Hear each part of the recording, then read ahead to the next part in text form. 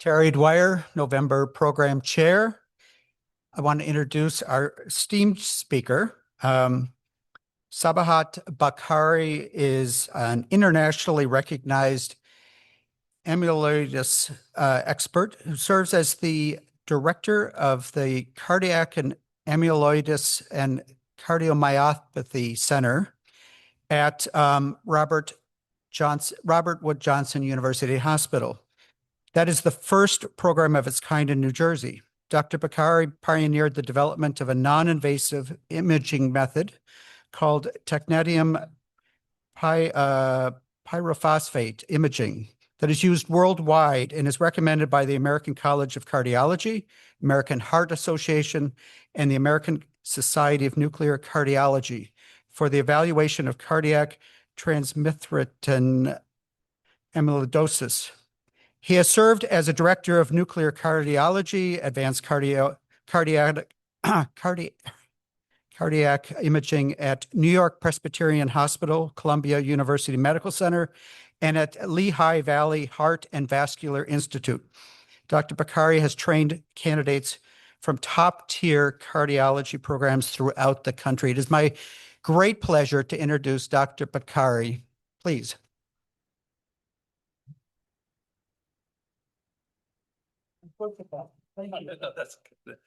Thank you so much. Thank you for inviting me.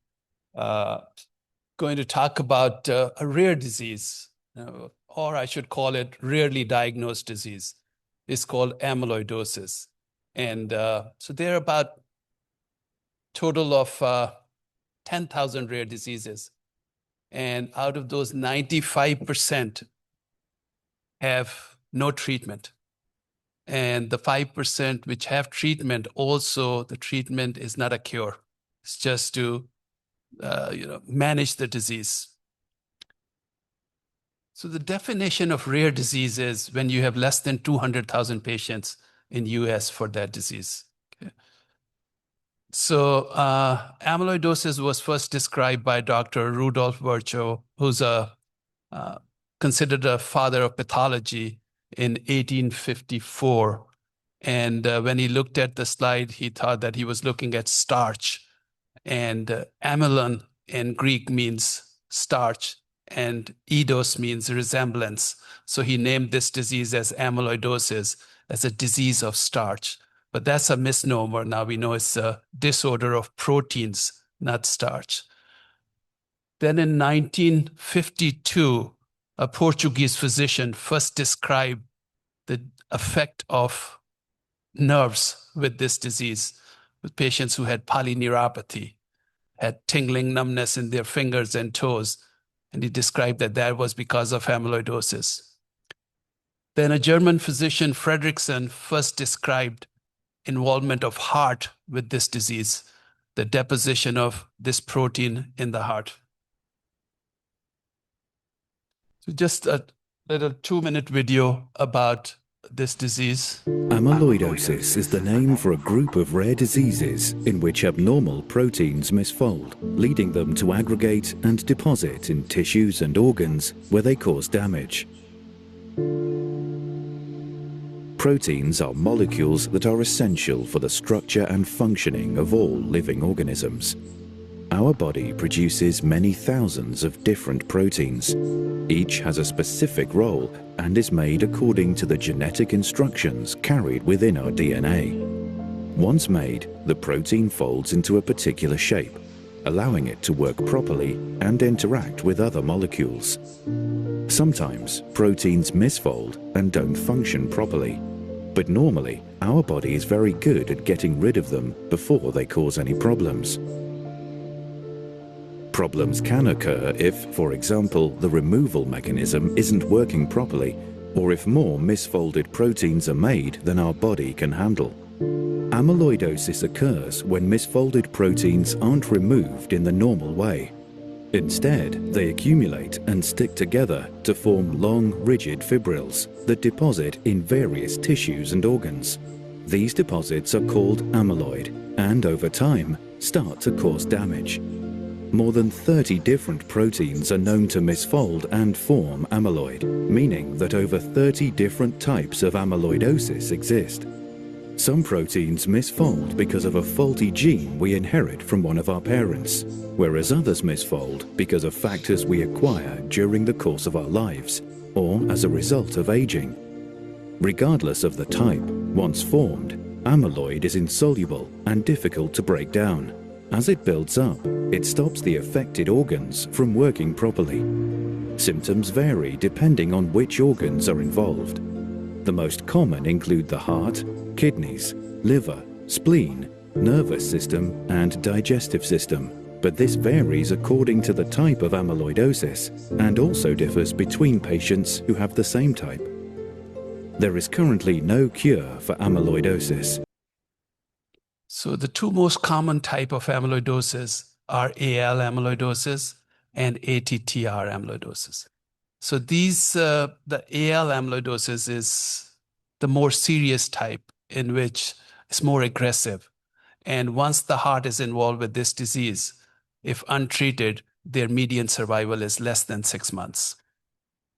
The other one, which is TTR amyloidosis, the one which is TTR amyloidosis is more common as Proteins compared which to accumulate. AL amyloidosis.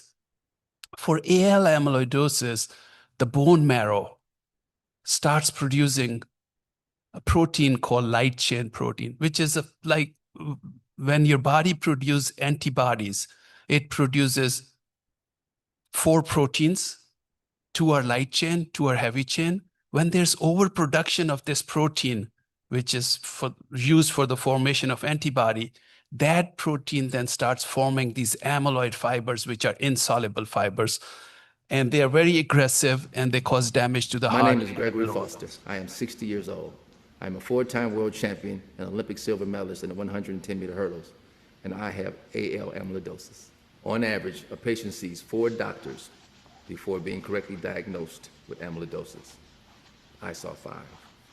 For many patients, the diagnosis comes too late. Don't be the one that misses it. The second one, which is TTR amyloidosis. Now, this amyloidosis is produced by the liver. The extra protein, 95% of this protein is produced by the liver.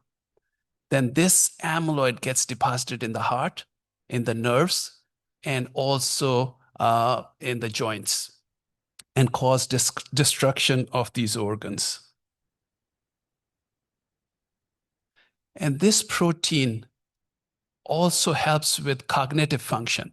So it protects against cognitive decline and also protects against ischemia and protects against vascular disease.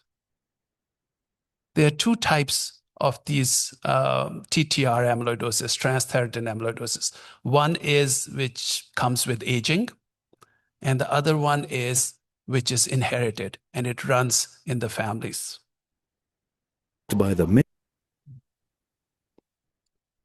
For the hereditary one, there are a total of 150 genetic mutations which cause this disease.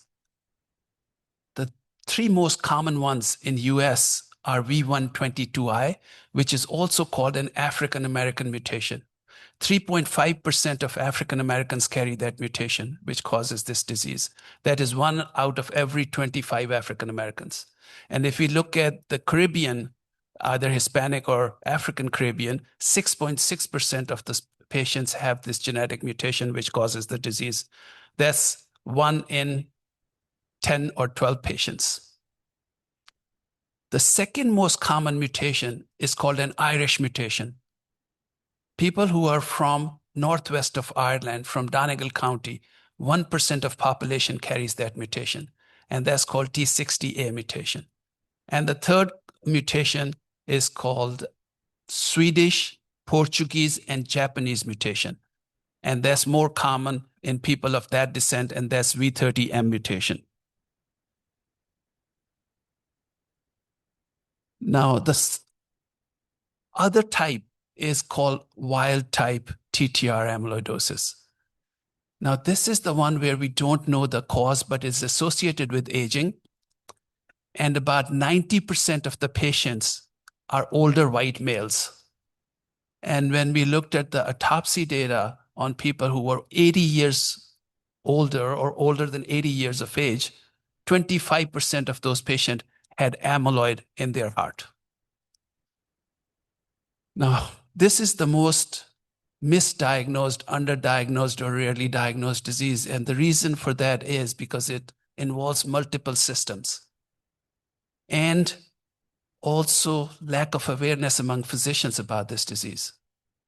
Close to 50% of the patients who have this disease are misdiagnosed with some other disease and receive treatment for that misdiagnosed condition.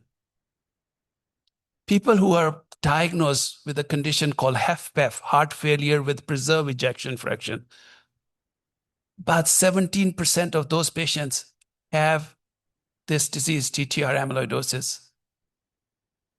And on an average, these patients see 5 different physicians, and the median time from the onset of symptoms to the diagnosis of this disease is 6 years. And those are the lucky ones who are diagnosed with this disease. There are over 1 million people who have this disease, but there are only 30,000 patients who are diagnosed and receiving treatment for this disease. The reason it's important to diagnose these patients early is because the treatments work only when you start them early. And for the later stage of the disease, treatments don't do anything. And if left untreated, patients who have hereditary type, their median survival is only 2.6 years. And the ones who are wild type, the ones which is more common in older white males, if left untreated, their median survival is 3.6 to 4.8 years. So important to diagnose these patients early and start treatment early.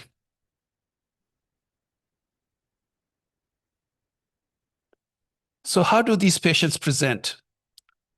I think the most important thing is if the patients know about the symptoms of the disease, they can go to their physician and said, could you check if I have amyloidosis or not? Like I said, it's not a rare disease, it's a rarely diagnosed disease. So the most common symptoms, if we look at the heart, patients would have exertional shortness of breath, exertional fatigue, lower extremity swelling. Sometimes they will have atrial fibrillation, which is about 69% of the patients. They might have a pacemaker because of advanced AV blocks, which is common with this disease. The other thing which is common with this disease is neuropathy. Patients will complain of altered sensation in their fingers and toes, tingling or numbness in their fingers or toes. Or they'll have difficulty walking because of neuropathy. Or they'll have autonomic neuropathy. That means when they get up, they feel lightheaded if they get up quickly. Or they have chronic diarrhea, they have sexual dysfunction. All these are because of autonomic neuropathy. The other thing which is really important is about 60% of these patients present with carpal tunnel and usually have bilateral carpal tunnel. And that precedes cardiac involvement and precedes nervous involvement by at least 5 to 10 years. So if a patient has carpal tunnel, they should request their surgeon who's doing the surgery to send the specimen for amyloid, because if you can diagnose amyloid before the heart is involved, you can prevent a lot of problems down the road with this disease.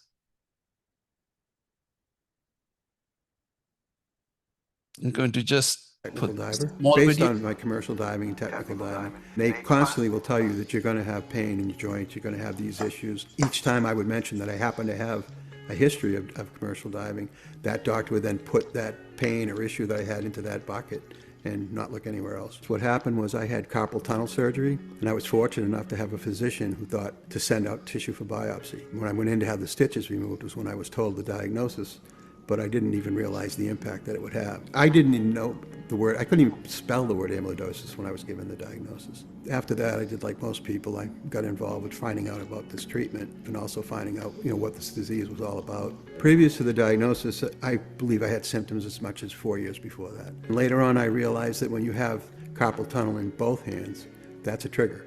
That's probably the most significant source of pain I have, that and trigger finger. For significant periods of time, I wear hand braces, which support my wrists so that they don't bend. I need them pretty much every night that I'm sleeping. There isn't a lot that they can give you. Right now, they use anxiety drugs, not to reduce anxiety, but they also have an impact on your neurological system. But the pain will wake you up. I mean, you're not going to be able to sleep through a night. I take a drug called Vindamax, 61 milligrams a day. I'm very fortunate enough to have this covered by my medical insurance. It's a delaying tactic. It enables the transthyretin to be reduced, which gives you a longer lifespan. But it's cost prohibitive for someone that doesn't have medical insurance. It's approximately $28,000 a month. I don't know how it would progress without the drug. So I don't have a reference point. I just know that my symptoms over a 4 or 5 year period were constant and progressive. Now it's still progressing, but much slower. Once a year I go to Boston Medical, and there's a team, an amyloidosis team that works with me. Anybody that's had carpal tunnel surgery should request a biopsy. For instance, I believe I had it the first surgery that I had, but there was no biopsy done. So there's all different types of things that you can request, and not to be intimidated by a physician. You know, it's your body, it's your life, and really you can't hand it over to them because they might have 100 patients. So if you can't take care of yourself by research and get all the information you need, asking for a biopsy of carpal tunnel, you're going to get ahead of this game. For a newly diagnosed person, it's really not the time to panic. It's a time to make progress. It was one of the physician's assistants on the medical team asked me to reach out to the Amyloidosis Research Consortium, and I did, and it's been really beneficial.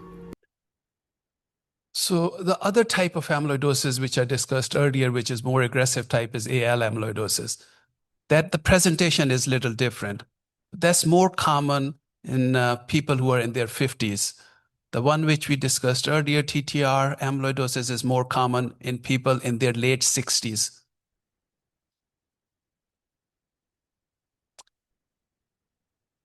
Now for the patients, when their symptom starts, and by the time they're diagnosed, this is what the patients go through. It's almost look like a subway map or a London Underground map. Patient goes through multiple doctors with the symptoms, and it takes them median 6 years from the onset of symptoms to diagnosis, when the disease is already progressed so much that the treatment doesn't work. So we really need to make sure that the patients are aware of this disease and the physicians are aware of this disease so they can diagnose these patients and treat them early.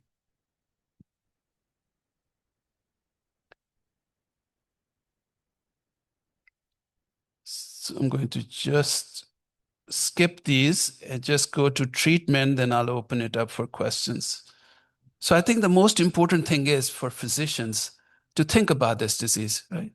So here, if you look at, Sir Arthur Doyle, Conan Doyle, who created this fictional character of Sherlock Holmes, was a physician.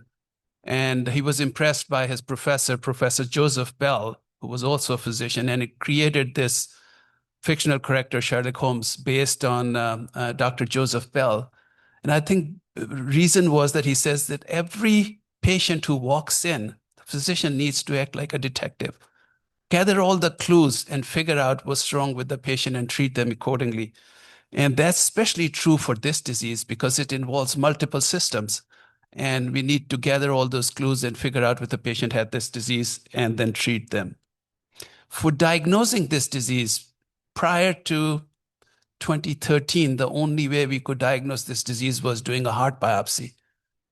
But then we developed this method of diagnosing without doing the heart biopsy, but just giving them an injection of the radioisotope, like a nuclear stress test injection, and take a picture of the heart. And that was almost 100% sensitive and 100% specific in diagnosing these patients non-invasively.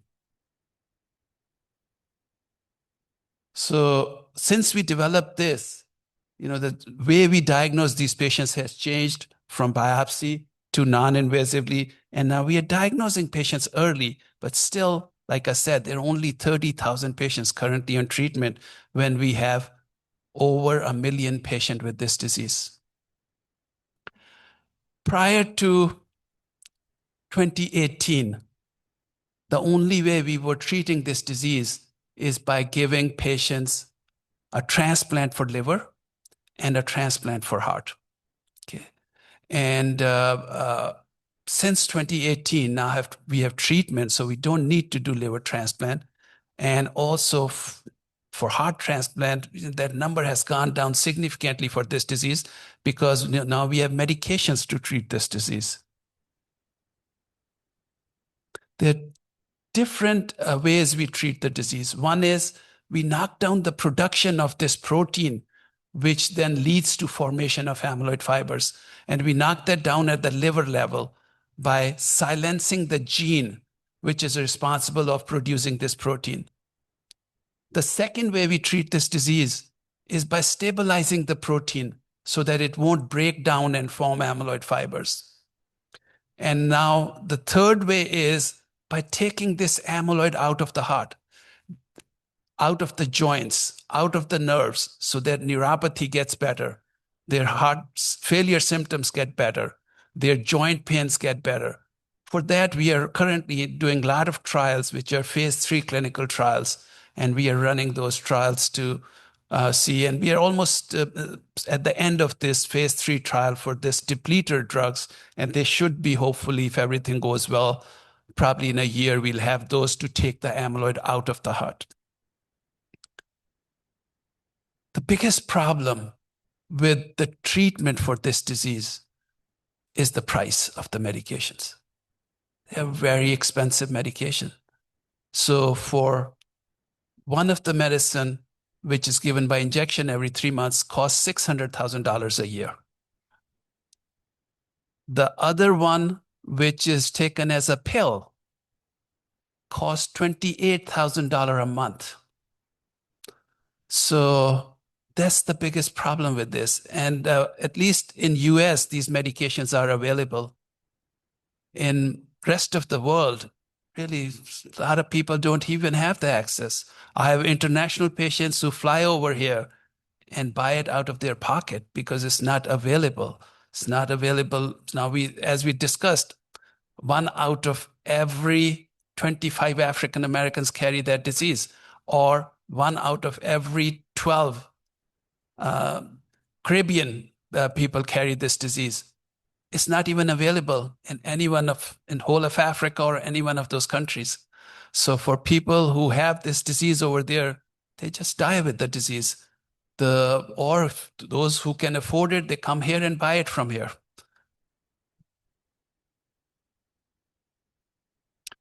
Now, we just got designation for National Organization of Rare Disorder Center of Excellence. New Jersey is the 26th state to get this designation. And so we will be able to do a lot more for rare disorders in this state. Prior to that, patients had to travel to either Columbia in New York or Penn in Philadelphia. But now we will be able to treat these patients at Robert Wood Johnson, New Brunswick with this because we have a whole robust now rare disorder center over here. I'll stop it here and answer any of your questions. I'll take the privilege of the microphone and start it off with a question. Does it make sense for people like me to go and get simply tested for this, or do I need to meet some threshold of symptoms to be able to be tested? That's an excellent question. So anyone who's over 65 years of age, if they have any what we call left ventricular hypertrophy on the echo, or if someone says your heart muscle walls are thick, those patients should absolutely be tested. Anyone who's over 65 years of age has bilateral carpal tunnel surgery should be tested. The chances of them having this disease is pretty high. The reason is because if we diagnose these patients early, there's something we can do so they won't have poor quality of life. This disease has rapid progression. it deteriorates rapidly. That once it gets into the heart, patient starts having problem with lightheadedness, have problem with getting short of breath, even walking 100 steps. And then the other problem is that their quality of life gets affected. They can't get up, they can't go down. Some people have frequent urination because the autonomic nerves get involved. So it's much better to diagnose it early and start. So in your case, with your question, there's anyone over 65, if he has few of those red flags, the symptoms which we discussed, either heart, nervous system, or musculoskeletal system, they should be checked.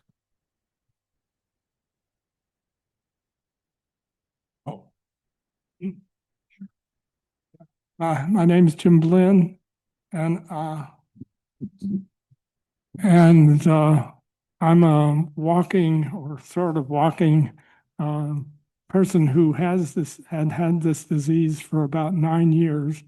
And my cardiologist, when I presented with edema, he solved it initially, and then he kept testing with catheterization and so forth. Finally, doing the nuclear kind of test, came back positive for and did the genetic test to be sure I had the wild type version. Tried to get me to start on the Vindamax right away. It was only approved for a year, and I was a little reluctant until he gave me the clinical trial, and it said that the people on the medication had fewer side effects than the control group. So I said, well, that sounds pretty good. So I've been on Vindamax since 2020. And so I might be deteriorating slowly, but I'm very happy to still be alive. I also had I had the carpal tunnel in my left wrist. I didn't have at both wrists, but after the combination, I was doing a lot of exercises and the Vindamax, that went away. So, I would encourage people, if you have any symptoms, and my ejection fraction was down to 38%, and now it's 74%. So I would say, please, check into it, and you'll have a longer life. I did have a quick question. The Mayo Clinic Health Letter talked about they're using AI to pick up on electrocardiogram patterns that can help detect the low ejection fractions early, and as well they can also therefore detect the amyloidosis. So I don't know if you want to comment on that. No, I'm glad to hear you're doing well with Vindamax. Vindamax is an excellent medicine. I have patients who have been on it since 2013 because we started the trial on Vindamax on 2013. It was FDA approved on May of 2019, but excellent medicine. I have one patient who's 99 years old, has been on Vindamax since 2013, doing well. I have another patient who played racquetball till he was 94 years old, on Vindamax, doing well. So it's an excellent medicine. Coming back to your question about AI with this. So Mayo Clinic had two spin-offs for their AI. One was for EKG, which is called Enumana, a company they made for AI to detect amyloidosis. The other one is with Oxford University and Mayo Clinic. That's called EchoGo, in which they looked at if they can diagnose this disease early by looking at the echoes. They claim the sensitivity is about 90%, but in real life, the sensitivity is significantly less. It's close to 40% for screening those images and looking for the disease. So I think there's a lot of work being done at Stanford. They are doing it with their program, which is called EchoNet. A lot of people are looking at their own AI algorithms. The biggest problem with these AI algorithms is they are specific for each university. So they are not standardized, right? So it's very hard unless or until it's standardized. to really get a good data from a lot of places and see if it really works or not. But according to their own thing, this claim is 90%, but when it's been tried at other places, it's close to 40% sensitivity. Doctor, thank you. Thank you. I'm going to see Dr. Bokhari. Yes. Does he work with you? Work. I'm going to see him in January. You're going to see in January? He's going to interpret my test. I had that nuclear test here and That's me.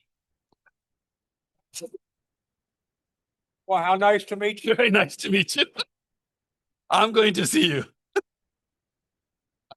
Well, I don't want to spoil the suspense, but I have all the symptoms, at least 7 of the ones you mentioned. But that doesn't prove anything because they could mean a lot of other things.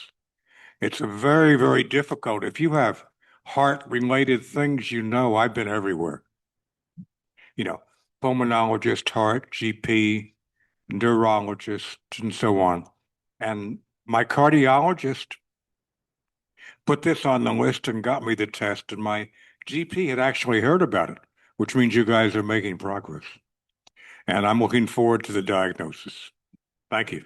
Thank you. Thanks. Thank you. So like what you said, it's very common. Most of these patients see 5 different specialists for different systems, going to gastroenterologist, cardiologist, neurologist before the diagnosis is made. Thank you for this wonderful talk. This is so encouraging. So I'm an 80-year-old white male, European. I'm going to see a cardiologist soon. And in the past, he's told me everything is good. Stress tests, echocardiograms, etc.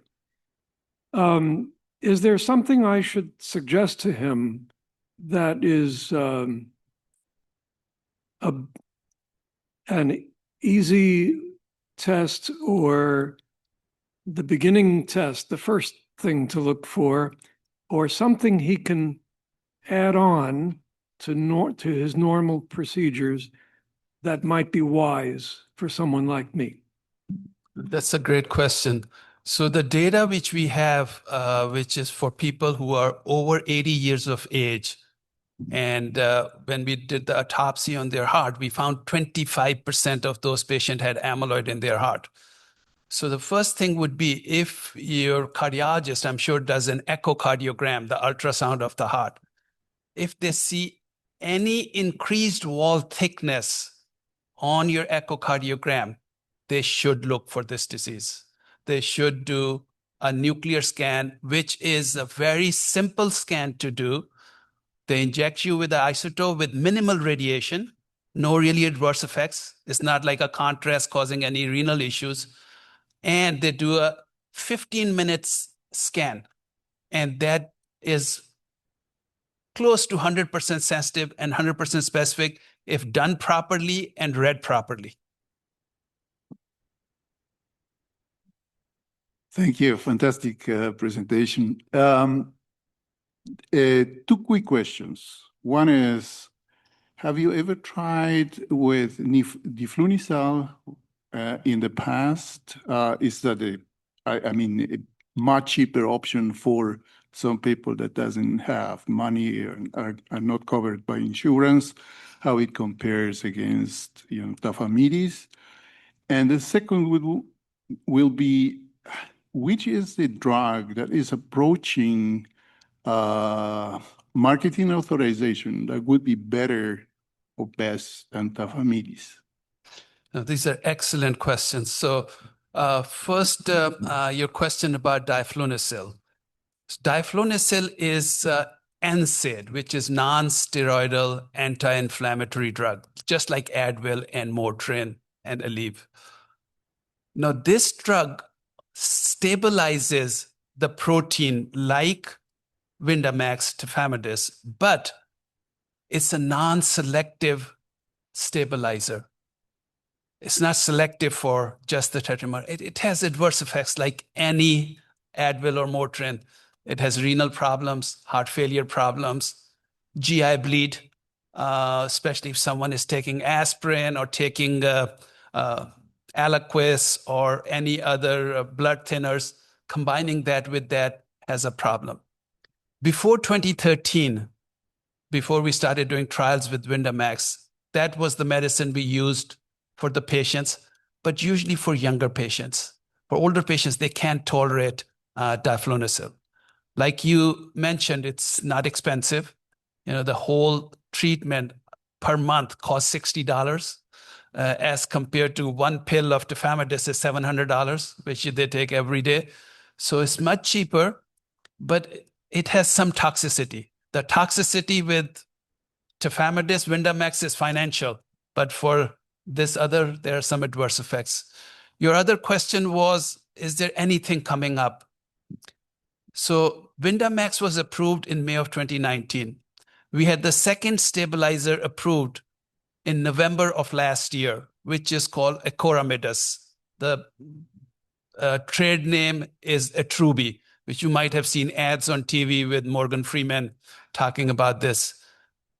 The third medication which was approved in March of this year, which is called vutrisiran, or the trade name is Amvuttra. That's given by injection every 3 months, a subcutaneous injection, pretty simple.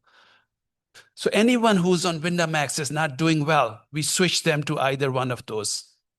But the new medication, there's another medicine which is going to be approved first quarter of next year. That's called Venuva. That was currently approved for neuropathy, but it would be approved hopefully for cardiomyopathy. The results have been excellent. The other one which I talked about, which is called depleters, which takes the amyloid out. There are 3 of those. One is called ATTN-86, which is right now they don't have the name. The other one is called Cormitug, and the third one is AT01. These are the ones which are very promising, especially the one which is by AstraZeneca Alexion. That one hopefully would be approved by beginning of 2027. And that would really help significantly for these patients. Thank you. I don't think most of us have ever heard of this, so thank you very much for clarity. It's 2 questions. Amyloid plaque has long been associated with dementia.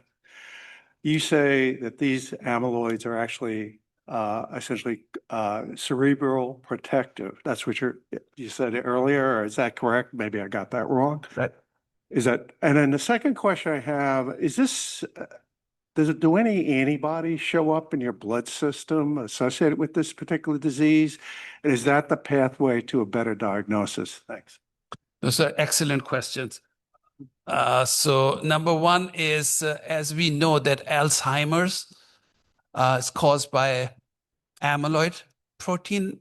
And so that amyloid is little different than these amyloids. But your other question, that the one which I said, the protein, which is called transthyretin protein, that's protective for cognitive decline. But when that protein breaks down and form amyloid fibers, those are the ones which are going to cause problems in the brain. That is number one, it would give you more prone to getting brain bleeds, and also causes problems with the small blood vessels of the brain. So the way we treat these patients is 95% of this protein, which makes these amyloid fibers, is produced by the liver, and 5% of this protein is produced in the brain and the eyes, in the retinal epithelium. So by making this protein stable, so it would not dissociate and form those amyloid fibers, the medications work. And the one which crosses the blood-brain barrier is Vyndamax, but there is an epilepsy drug also, which makes this stable and crosses the blood-brain barrier in some of those patients who have what we call leptomeningeal amyloidosis or who have what we call cerebral amyloid angiopathy, we put them on that epilepsy medicine because that works much better for brain amyloidosis.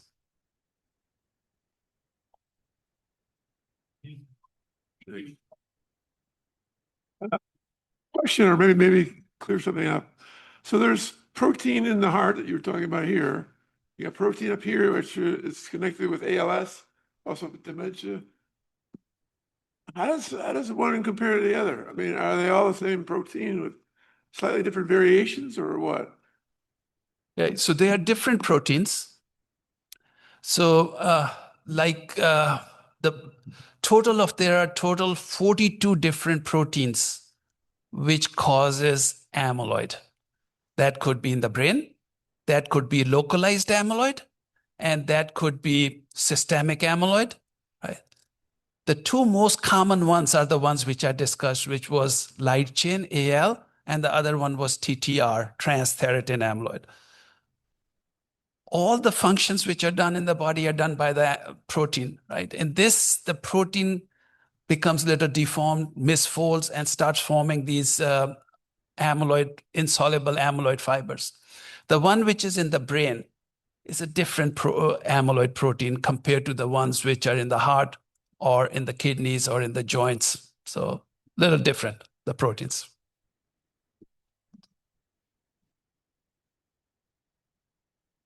My name is Edward Akin. In 2018, I had a virus cardiomyopathy, a bad reaction to a prednisone where I had a low heart. Is that common from prednisone? Cause a low heart injection rate? I was like bloated with fluid, and first they said the injection rate was 16, then misread it was 23, and then they said I had to go to at least 30 not to have a permanent implant, like defibrillator. Then it went to like 38, and now it's like upper 40s. And that all started after being on prednisone? From prednisone, that's what I was on. Prednisone, okay. I had a reaction to prednisone. Bad reaction to prednisone. Why were you on prednisone? I don't know. Okay. Sorry. All right. So for being bloated with fluid. For fluid, right. Okay.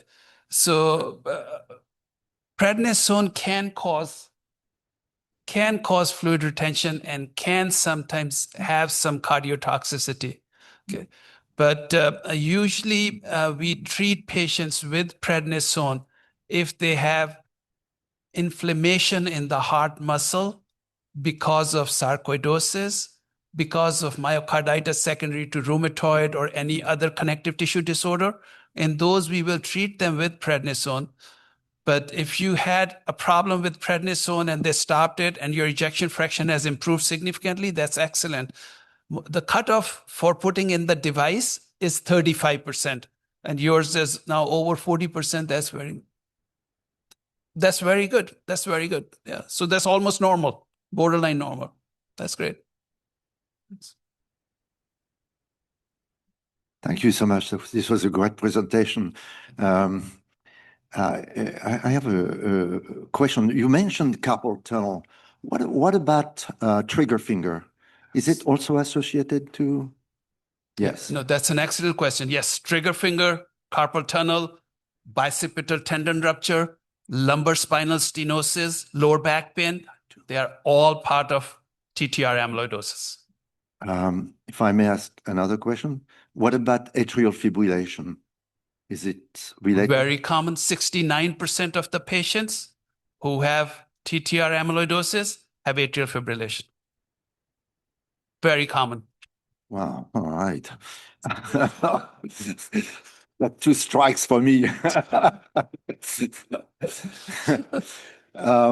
Let's try a third one. Can you mentioned the liver, the heart. One thing I do not understand is the polyneuropathy. And where does the amyloid accumulate? Is it in the epineuron? Is it in the synapse? Can you tell us a little bit the pathologic process for the polyneuropathy? I suppose it's a distal, right, mostly. Yeah. So no, it's a very good question. Now, for polyneuropathy, like I described, there are two types of TTR amyloidosis. One is wild type, which comes with aging, and the other one is hereditary. Polyneuropathy is more common with hereditary, but it also occurs with wild type. It starts with small fiber neuropathy, which are in your skin. And it always starts with altered sensation, tingling, numbness, would start from lower extremity, extend into upper extremities. Then it goes into what we call large fiber neuropathy. And then they have difficulty walking, muscle wasting, gait problem. And then once it gets into autonomic neuropathy, then when they start getting lightheaded and all that. Now, when we do the biopsy of the nerves, it's not diffuse amyloid. We found sporadic amyloid deposition in the nerve, but not diffuse. Not like in myocardium, it's usually diffuse. And in joints also, in the synovium, it's usually diffuse, but not in the nerves. Yeah. Thank you for an interesting talk. Two things. I'm curious. How related is this to the only other protein misfolding I had heard of before was the prions, and is this sort of similar to that? And then I guess more generically is if you have all these proteins in misfolding, is there going to be any carry-on in the treatments that once we find something that works here, it might affect all these things, or is all the research very much specific to just an individual protein and its misfolding characteristics? No, that's an excellent question. So all these proteins have different characteristics. But the treatment right now, which we are moving for all the protein disorders, is moving towards monoclonal antibodies. So with monoclonal antibodies, they prime the macrophages, and those macrophages then phagocytize these misfolded proteins or the amyloid fibers. So there have been multiple companies making these. Some are in phase 1, phase 2, phase 3 trials. Couple of the ones, phase 2 trials for one of the disease, for this protein disease, were not that promising. But the ones for amyloidosis up till now have been very promising. So if it works for one disease to prime that, they'll figure out the way to do that for other diseases to get that monoclonal antibody to work. So it would be more like a class effect, not just for one protein. Couple more questions from me. One, I have Dupuytren's contracture. Is that indicative of possibly having amyloidosis?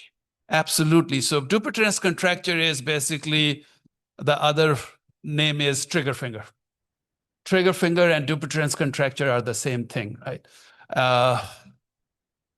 It's the more common causes for this could be injury, could be even carpal tunnel can cause that, alcohol and liver problems, or even amyloid. All these can be causes for Dupuytren's contracture. The other question I think is for people who are eager to pursue their symptoms, where's the best place to start? Is it going to the cardiologist or to the PCP? What would be the best place for them to start? So the best place would be that if you have any one of these symptoms, that you go to the cardiologist and ask them. If the cardiologist is not aware of that, which we are doing, I do about 3-4 talks every week to different cardiology groups all over the country to make sure to increase the awareness. If they are not aware of it, you call the amyloid center.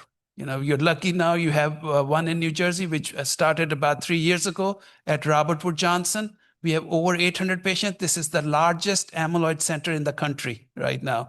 So if you have questions, or if your cardiologist has a question, they can contact us and they can do the test. The most important thing is whoever is doing the nuclear test does it properly.